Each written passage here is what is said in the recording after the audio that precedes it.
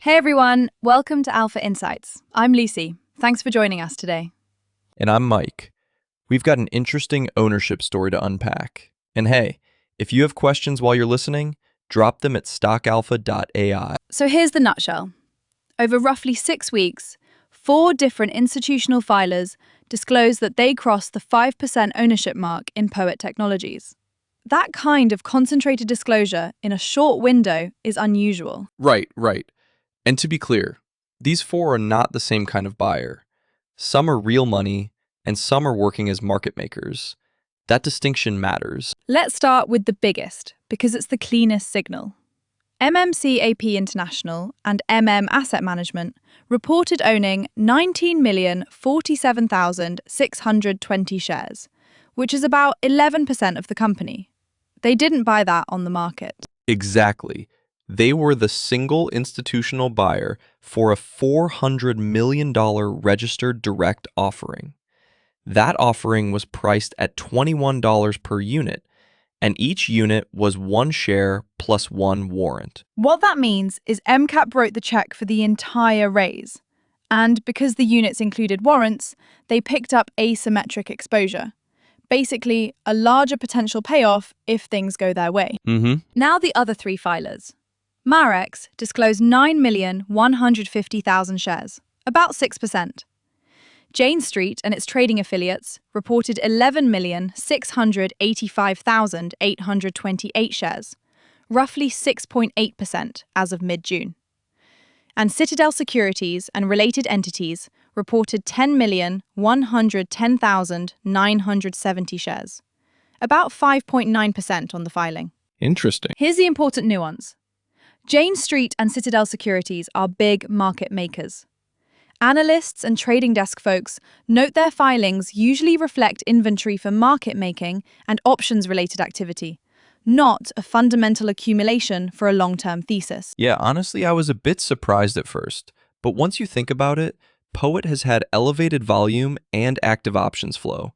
So it makes sense these liquidity providers are carrying inventory at scale. Exactly. So treating all 4 filings as the same signal would overstate what's actually happening. MCAP's position is a funded conviction tied to that $400 million financing.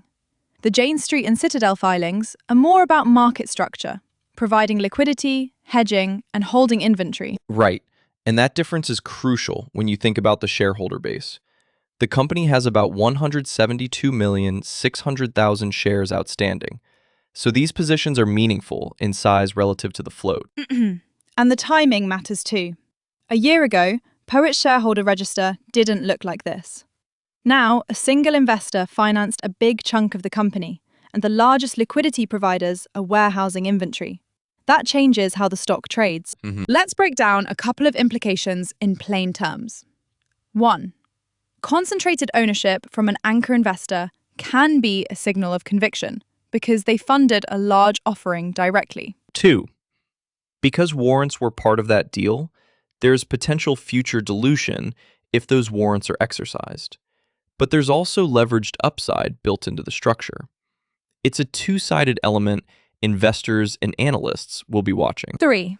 With big market makers carrying large positions, the stock may see more intraday activity tied to hedging and options flows, which can increase liquidity but also make short-term price moves more volatile. Right, and that's a subtle point. Having Citadel and Jane Street hold inventory doesn't necessarily mean they're betting the stock goes up long term. It can just mean they've stepped in so clients can trade the name efficiently. So what should listeners take away?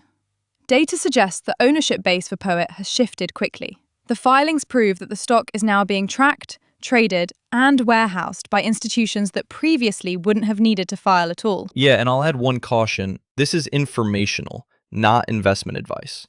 Analysts and investors should draw their own conclusions about valuation and keep in mind the different nature of these filings. Short reactions? Right. So the real question here is how the market digests the combination of a large financed anchor and heavy market maker activity. Exactly. And what I find interesting is that the filing cadence itself is a signal, not just the absolute ownership numbers. 4 separate 5% disclosures in under 60 days tells you this name moved from obscure to active in the institutional ecosystem. Totally. To wrap up, here are the quick takeaways. 1. MMCAP's finance purchase is the clearest sign of conviction because it bought into a $400 million offering at $21 per unit. Units that included a warrant component. 2.